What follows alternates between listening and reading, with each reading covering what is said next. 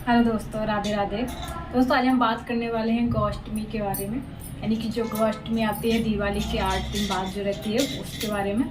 तो गौअष्टमी के दिन हम पूजा करते हैं हमारी गौ माता की। ये सभी जानते हैं क्योंकि नाम से ही समझ जाते हैं कि गौअष्टमी है, तो फिर पूजा भी हम गौ माता की ही करने वाले हैं। तो हम जान लेते हैं कि पूजा विधि इसकी, कि हमें गौअष्टमी की जो है वो पूजा विधि कैसी है, कैसे हमें पूजा करना है गौ माता की, जिससे कि हमारी गौ माता जो हम पे प्रसन्न हो जाए, उनका आशीर्वाद हमें प्राप्त हो और हमें जो इनकी कृपा का भरपूर से फल मिले। उसके लिए हमें विधि करनी है कि कुछ लोगों का कहना होता है कि हमारे पास जो है, हमारे आसपास कहीं है, हमारी सोसाइटी में या ऐसी जगह वो लोग रहते हैं कि जहाँ पे गौ माता नहीं है, तो हम उनकी पूजा कैसे करेंगे। काफ़ी लोगों का ये सवाल रहता है, उनके मन में शंका भी रहती है कि तो फिर हम पूजा कैसे करें। तो इसके लिए आपको बिल्कुल भी चिंता करने की ज़रूरत नहीं है। अगर आपके घर में, यानी कि आपकी जो पूजा घर में जो भी जिस तरह की गौ माता है आपके पास है, पीतल की है, मार्बल की है, जिस तरह की भी आपके पास गौ माता, किसी के पास चांदी की भी है गौ माता जो बनवाते हैं पूजा के लिए, तो आप उनकी भी उसी पूजा विधि, उसी पूरी तरीके से आप पूजा कर सकते हैं, तो भी आपको भरपूर वही फल मिलने वाला है। इसके लिए आपको कुछ चिंता करने की ज़रूरत नहीं है। तो हम देख लेते हैं पूजा विधि। तो देखिए, अगर गौ माता की जो है पूजा करना चाहते हैं तो अपने मंदिर में, जहाँ पे हमारा पूजा घर है, मंदिर है, वहाँ भी आप कर सकते हैं। नहीं तो आप क्या है कि एक अलग से आप उनकी चौकी पे भी उनकी जो है पूजा विधि इस तरह से कर सकते हैं। तो उसके लिए आपको क्या करना है, सबसे पहले जो एक स्वच्छ जो जगह है हमारे मंदिर के पास हो, या आप जहाँ भी आप पूजा करना चाहें, तुलसी माता के पास करना चाहें, जहाँ भी आप करना चाहें, वहाँ पे आपको क्या है, एक पटिया जमाना है, जो चौकी रहती है जिसपे हम हमेशा पूजा पाठ करते हैं, हर पूजा का जहाँ पे हम उनको उसकी जो तैयारी करते हैं, तो वहाँ पे हमें वो है चौकी, वहाँ पे हमें रखनी है।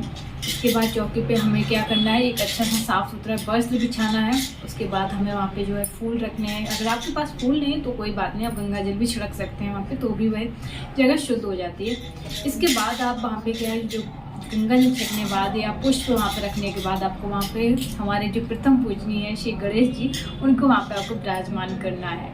इसके बाद आप जब गणेश जी को विराजमान कर लेंगे, फिर हमारे जो है लड्डू गोपाल, उनको सबसे पहले आपको क्या करना है, विराजमान करने से पहले आपको कुछ करना होगा, यानी कि उनका स्नान। आपको सबसे पहले आप उनको दूध से स्नान करवाना है, एक नॉर्मल दूध से, गर्म दूध नहीं चाहिए, वो या कच्चा दूध चलेगा क्योंकि वो सबसे ज़्यादा शुद्ध माना जाता है। तो आप कच्चा दूध लीजिए और जो हमारे लड्डू गोपाल हैं उनको आप ज़रूर स्नान करवाइए। इसके बाद एक शुद्ध जल से उनको स्नान करवाने के बाद उनको अपने अलग निकालने के बाद उनको सुंदर से वस्त्र पहनाइए, उनका श्रृंगार करिए, जो भी आपके पास अवेलेबल हो। साथ उनको श्रृंगार करने के बाद खूब अपने सुंदर से लड्डू गोपाल को बनाने के बाद आपको पटिया पे आपको विराजमान करना है। हमारे लड्डू बनकर जब हो जाता है श्रृंगार इसके बाद नंबर आती है हमारी गौ माता की। तो फिर आप गौ माता को भी जो है उनका भी स्नान कराएं और उनको भी आप पर जो है उस पाटे पे विराजमान करें। इसके बाद विराजमान करने के बाद हमारे सबको वस्त्र धारण करवाएं, गणेश जी को, हमारे लड्डू गोपाल को वस्त्र धारण करवाएं। इसके बाद हमारी गौ माता को अगर हो सके तो आप जो हमारा कलावा भी चढ़ा सकते हैं। अगर आप चुनरी चढ़ा सकते हो तो हम चुनरी भी चढ़ाएं, चुनरी ज़्यादा सबसे ज़्यादा अच्छी मानी जाएगी। इसके बाद हमारा आता है नंबर भोग का। तो भोग के लिए आपको हमारे लड्डू जी की जो प्रिय है सबसे ज़्यादा मोदक, यानी कि लड्डू, तो जो है हमारे गणेश जी को आप लड्डू चढ़ाइए भोग में। और हमारे कान्हा जी को आप माखन है आपके पास तो माखन चढ़ाइए, अन्यथा आपके पास जो भी अवेलेबल है मिठाई, जो भी आप भोग लगा सकते हैं, आप तुलसी उपयोग से करके उनके पास आप उनको भोग लगाइए। और गौ माता को भी आप वो सेम कर दीजिए। उसके बाद लेकिन एक खास चीज़ जो हमारी गौ माता के लिए है, यानी कि चारा, तो उनके लिए आप जो भी घास हो आपके पास वो आप उनको ज़रूर इनके भोग के रूप में उनको ज़रूर अर्पित करें। इसके बाद हम और एक के देशी घी का शुद्ध अच्छा से दीपक लेकर आप उनको दिया लगाएं। और जो श्रृंगार होता है हमारी गौ माता की, जिस दिन हम पूजा करते हैं उस दिन हम श्रृंगार जरूर चढ़ाना चाहिए। तो हमारे जो भी श्रृंगार आपके पास हो, जो भी आप इस तरह से दे सकते हैं, उतना आप श्रृंगार गौ माता को अर्पित करें। तो उसके बाद उनकी आरती करने के बाद उनसे हाथ जी सब पूजा विधि पूरी करने के बाद आप उनसे हाथ जोड़ के प्रार्थना करें कि हे गौ माता, हम पे आप अपनी कृपा जरूर बरसाएं, हमारे कष्ट आप जरूर हल लें।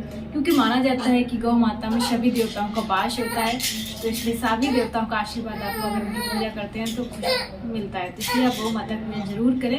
अब आती इसके हम सामान का क्या करें, तो हमारा जो श्रृंगार का सामान है उसको आप जो भी आसपास जो लोग गाय जो पालते हैं या जहाँ भी आपकी जानकारी है आप उनको दान करें, अन्यथा आप रखे रहें या किसी रखे रहें, या फिर जो भोग है वो किसी गौ माता को खिलाएं, अन्यथा जो प्रसाद है वो आप अपने परिवार में बांट लें, प्रसाद के रूप में ग्रहण करें।